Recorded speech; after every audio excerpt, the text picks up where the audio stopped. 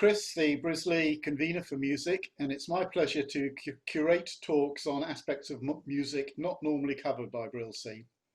While we wait for lockdown to finish and for Brilsey to reopen for normal business, we are putting together some virtual talks.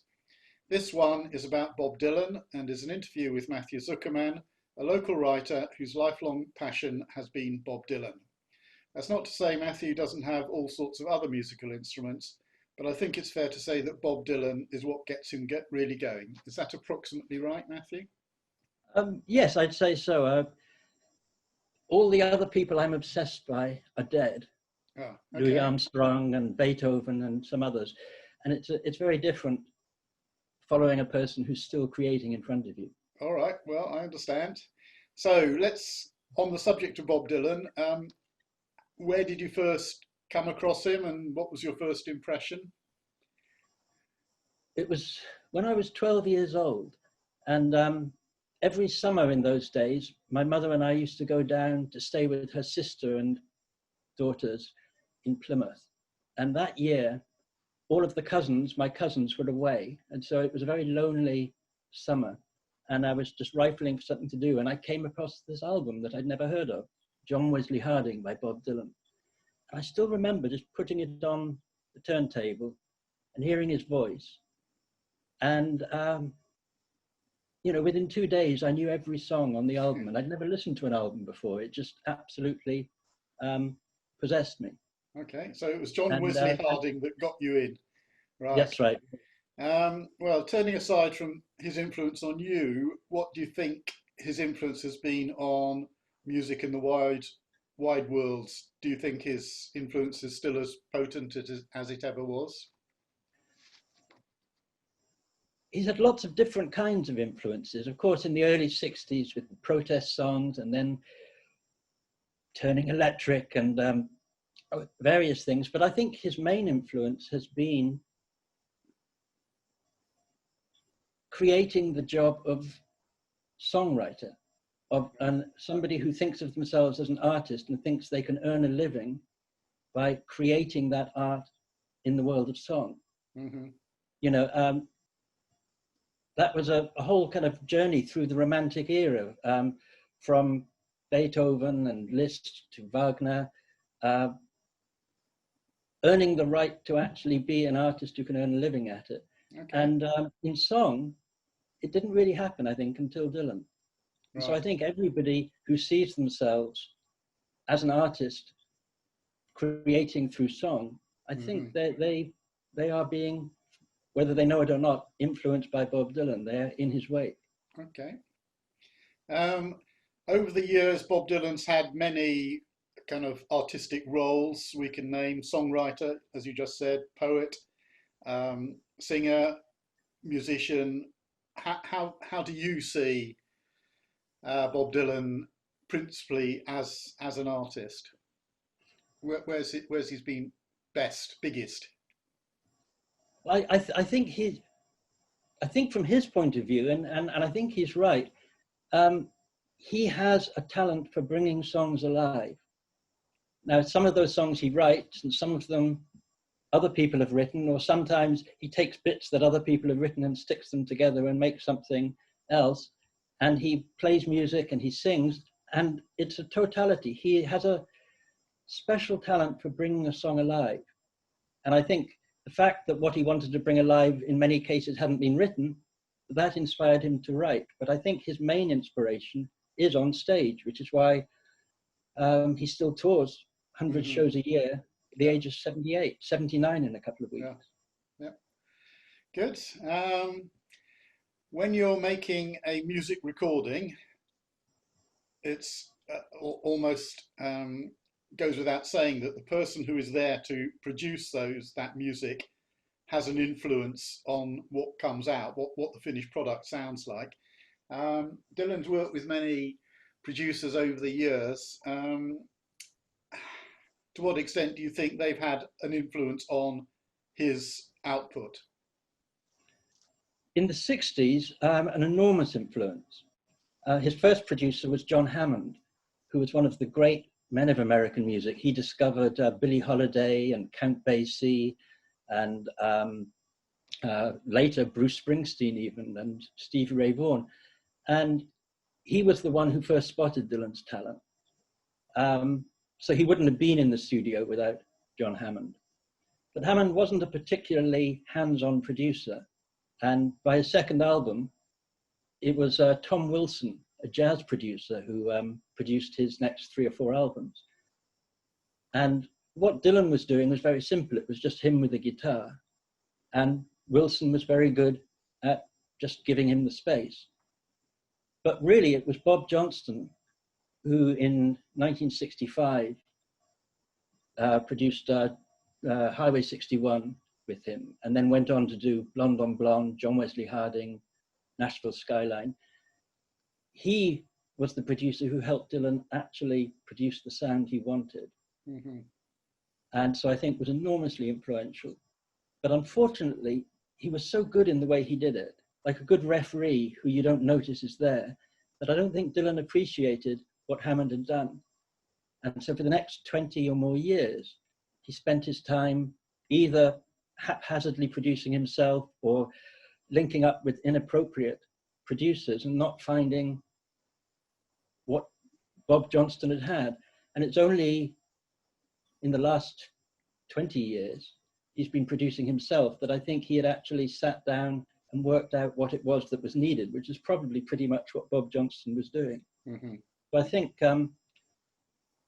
I think Johnston in particular and Tom Wilson were the ones that really did shape him. But I think it's a great shame that he didn't appreciate at the time how important that role was. Mm-hmm. Yeah. Okay. What other artists do you think rank equal or nearly equal with Bob Dylan in their kind of significance to our cultural world? Well, there are contemporaries of his who it's hard to judge because besides the influence just for the music recorded, many people could make a case for Joni Mitchell, for Leonard Cohen, for any number of people. But for me, and maybe it's because of my obsessions, I see Dylan in the tradition of Duke Ellington, of Miles Davis, of Schubert. I think he is a supreme artist in his field. And I think he's got contemporaries and very fine ones, but I see his peers more in other fields. Mm-hmm. Okay. Related to that question is, he's recorded a set of recordings on the theme of the Great American Songbook. Mm-hmm. What do you think of these? Well, I love them, and I think that's one of his peers, Frank Sinatra. Almost all the songs that he recorded on those albums were originally recorded by Sinatra. Mm-hmm. And there was an American writer, Will Prydwall, writing about Sinatra, who once mentioned that he thought that Sinatra, like Dylan, probably sometimes felt like Mr. Frankenstein, aghast at what they'd created. Because Sinatra very much wanted to create an art out of those songs. Mm-hmm. And many people took the surface and missed the art. Mm-hmm. And I think the same has happened often with a lot of what Dylan has done. Right. When you hear certain people feeling that they should speak out in the way Dylan does, but they really have nothing to say. I think there are many fine pop singers who would have been better if they'd stayed pop singers. Mm-hmm. Okay. So I think those albums, he'd mentioned that he wasn't covering the songs, but he was trying to uncover them. Okay. And I think they're wonderful excavations of a great period of American song. Right. Okay. Apparently, and I haven't heard them, he's produced 2 recordings in this current lockdown period, mm-hmm. Murder Most Foul and I Contain Multitudes. Have you heard of them, and do you think they're any good, worth listening to? Well, yes, actually, in the last couple of days, he released a 3rd one called False Prophet, and the announcement that they're going to be on a new album coming out next month. Mm-hmm. And which is good news, because apart from those American Songbook albums, he hasn't released any new material since 2012. Mm-hmm. And that one was called Tempest. And an interviewer asked him at the time, since The Tempest was Shakespeare's last play, was this his last album? Mm-hmm. He pointed out rather facetiously, no, because that was Tempest, not The Tempest. They were completely different. Okay. But all the same, it's good to find out that that's not the case. And they're remarkable songs. One of them is a 17-minute rumination on the death of John F. Kennedy and the effect that it's had on America since then. And it's really unlike anything he's ever done before. Mm-hmm. So again, it's wonderful to hear him trying new things at an age when most of us aren't happy to do anything at all. Yes. Okay, changing the subject slightly. Dylan, of course, came massively into the news when he was offered the Nobel Prize, and obviously took his time to think about accepting it. What's your view on that? Well, I was delighted because I had a £10 bet on him at 50 to 1. Oh. So that paid for a lovely holiday in Florence for us. Right. Yes. So I think it was a very good decision by the committee. As for the debate, I think it just comes down almost to something of semantics. If you view that songs cannot be part of literature, then I imagine you'd say he didn't deserve it. The songs are not written to be just read on paper. Mm-hmm. If you think songs can be considered part of literature, I don't see how you could argue with the case. Okay. Now, for anyone watching this and feels enthused to find out more about Bob Dylan, can you recommend any books which such a person should turn to? Well, the obvious one is Chronicles, the first volume of Dylan's own memoir, which is a remarkable book. Surprisingly good, considering his first book, Tarantula, was pretty much unreadable. Mm-hmm. But as for things that other people have written, I don't think there's been a satisfactory biography yet. I don't think there usually is of anybody until sometime after their death. I think the best books to read would be Performing Artist by Paul Williams. He wrote 3 volumes, the third of which was written when he was in poor health and is not so good, but the first 2 volumes I think are wonderful. I think I'd recommend those. Mm-hmm. There are some other good books. Michael Gray, Christopher Ricks have both written well on him. Okay. But I would go to the Paul Williams books. Okay, that's very good. And now we come to a related question, and this is really to round up our little interview. Mm-hmm. If you were stuck on a desert island but were allowed to take one album, what would it be? And if you could choose one single track from the whole work, what would that be? So you've got 2 choices to make there, album and song. But the song doesn't have to be from the album, that album. No, you can pick a song from a different album. Yeah.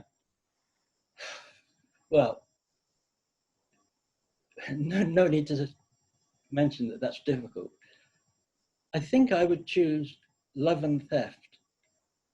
As the album? This is an album he released in 2001. Okay. And this was the first album that he produced himself under the name Jack Frost. He's chosen the name Jack Frost as a producer. Mm-hmm. And I think this album encapsulates everything, not only everything he was, but all of the things that made him what he was. It's a mosaic of enormous plagiarism. Almost every song, the tune is taken from somebody else, the words are taken from other people. There are 17 extracts of a memoir of a Japanese Yakuza gangster in there, dotted throughout the songs. There's Mark Twain, there's Jack London, there's everything you can imagine, and yet it's all him. So I think that one is like the jigsaw puzzle that I take with me. Okay, and a track? The track would be Visions of Johanna, which was back in 1966 on Blonde on Blonde.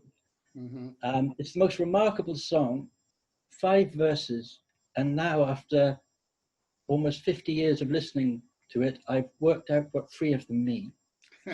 Last 2 verses, maybe if I was stuck on a desert island, I could kind of get stuck into those. Right. Well, thanks very much, Matthew. When we eventually have opportunity to hear your whole talk live, hopefully September the 17th, what additional material will you be bringing to entertain us with? Well, this talk is going to be centered on the battle that I think he had back in the mid-60s to actually find the voice that he wanted. And I'll be having a few extracts of live performances on film and on audio Okay. to illustrate the talk and Right. to show the struggle that he went through and how I think he managed to achieve it. Right. Well, that's all we've got time for, Matthew. So thanks very much for that. I'm going to stop the recording now, Okay, and thank then you. we will speak again shortly.